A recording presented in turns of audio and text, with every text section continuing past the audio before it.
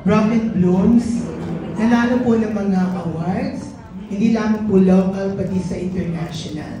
Dito po sa Wag Mo Akong Iwan, umaasa ka po ba ng awards o box office po ang inaasahan mo?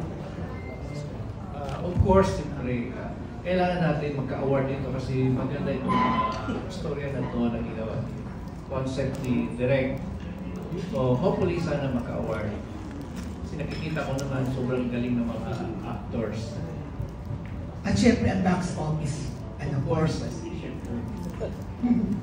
Okay. Kaya kay Tom, kay JC, at saka kay Rian.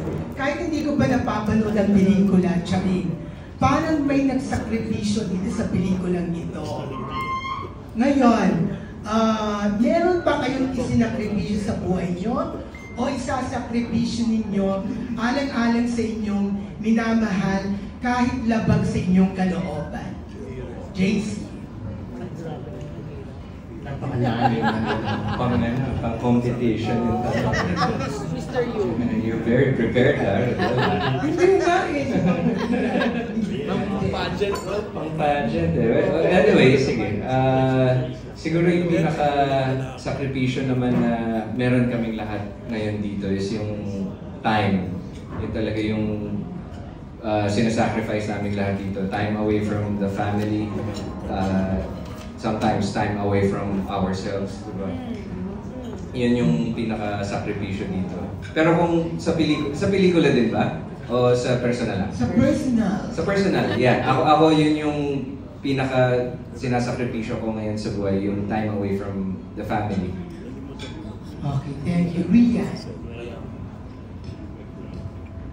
Ako, lagi po nasa sacrifice ko yung pahinga or tulog.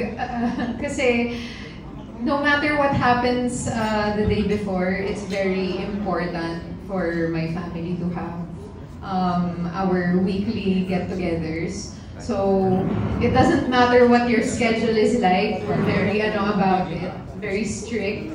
We have to see each other. Family is everything. Ayun, yun po. Okay. Sleep. Thank you for that very good question. And I just want to say, I don't feel any pressure right now. Pero ganun pa man, bro, pakopya ako ng kay JC. Copy-paste. It's the same. It's your time away from loved ones. It's the biggest sacrifice that you could make. Okay. Ang tipid na sagot na. Ano bang ano? Wala akong nangyari. Thank you. Thank you, Rodel. GPT ko pa yun, ha? Oo, grabe. Miss Rose Garcia from Africa. Rose? Garcia Public.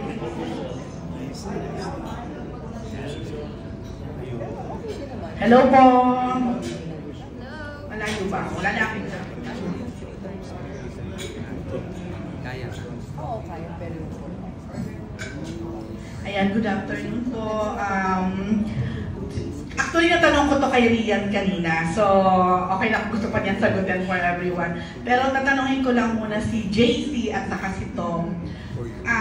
Back sa title ng movie, sino yung sa ngayon, sa in real life, kaya nyo o naiisip nyo sabihan na huwag mo akong iwan? What i-smile nito? Sige, sino na kasagot? Si JC muna. Parang mabuboard yata kayo sa palagi ko isasagot eh. Alam mo, family person na ako ngayon eh. So, sa kanila ko lang talaga pwede sabihin yun. Wala nang iba. Nasabi mo to?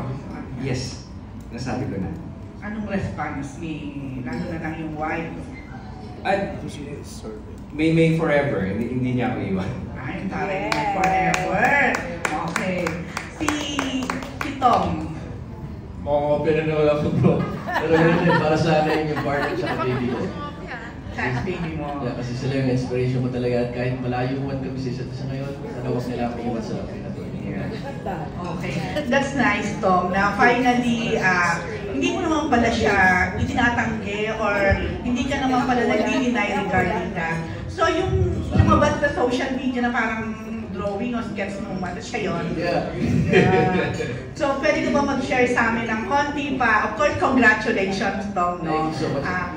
Pwede ka ba mag-share sa amin ng konti pa about your baby? Madamot lang talaga ako kasi hinanap ng family. Really enjoy what I have. But if I can say, I'll just say I'm a happy new dad to a very, very healthy and beautiful baby boy. He's 4 months old today. And, Wow, okay.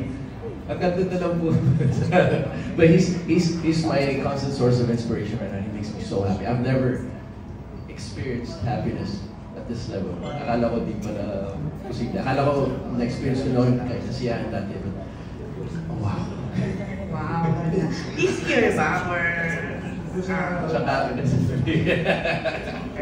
So, yung name reveal, wala mo na? Wala mo na. Okay. Wow, So, wala. yun. Congratulations, Tom. Okay. So, ayan. Another question po. Natanong ko na din si Rian dito. So, si JC ang tatanungin ko ulit. JC, syempre, witness kami, ilan nga to? 15 or 16 years ago nung inyong Young Love, Sweet Love ni Rian before. So, how was it now na nagkasama kayo ulit dito after, I mean, more than a decade? More than a decade. Kumusta, JC? Sa La Lola, yes. Yun yung last project namin ni Rian. And after several years, ngayon na lang ulit kami nakita, nagkatrabaho kasi nga syempre nasa magkabilang network kami. Diba? It feels great.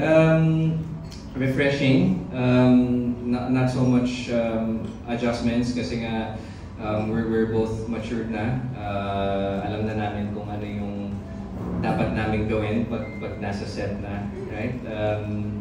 Masasabi ko we're comfortable doing yung mga scenes dito sa movie na to with the help, of course, of Direk Joel na syempre gusto ni Direk Joel very well focused kami pag nasa eksena, kaya not so much chikahan kasi nga Wala masyadong throwback, flashback, walang gano'n.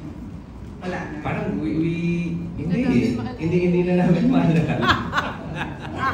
Oo, hindi na namin maalala. Tsaka, yun nga, katulad ng sinabi ko, with Direk Joel nga kasi, paspasan kasi yung ginagawa namin. As in, mabilis. Whenever we go sa set, kailangan laser focus na kami. Kailangan alam na namin yung gagawin namin sa scene. So, if tatanungin niyo kami kung maraming time kami mag-chikahan, we don't have time para mag-chikahan. Parang hindi yata kasi gusto rin ni Direk yun na maingay kami sa set. Dapat si Direk lang ang nagsasalita at nagbibigay ng instructions. Pag sabay-sabay nagsasalita kasi parang parang hindi okay yun for Direk. So kami, pag nasa set na tahimik lang kami lahat. Tapos after ng take, we go back to our dressing room to change and prepare for the next scene. Ganun yung nangyari hanggang natapos yung project. But how do you find Rian now after more than a decade nga? Parang ngayon lang daw pala kayo nagkita ulit, nagkasama. At ganun pa rin naman. Dapat ba may ibang itsura si Rian? Parang hindi naman, ganun pa rin naman siya. And I think ganun din yung sabihin niya sa akin. Ganun pa rin naman si JC. Ganun pa rin yung itsura niya. Like, I think we both took care of ourselves. Masasabi ko kung ano yung itsura namin siguro sa La Lola. Parang ganun pa rin. Hindi masyadong, mature tumanda yung itsura. Ganun pa rin. Yeah. Okay, sige, thank you. Kay Direk Joel na wala. Direk Joel, kumusta po yung tatlong lead ng Wag Mo Akong Iwan? How was it?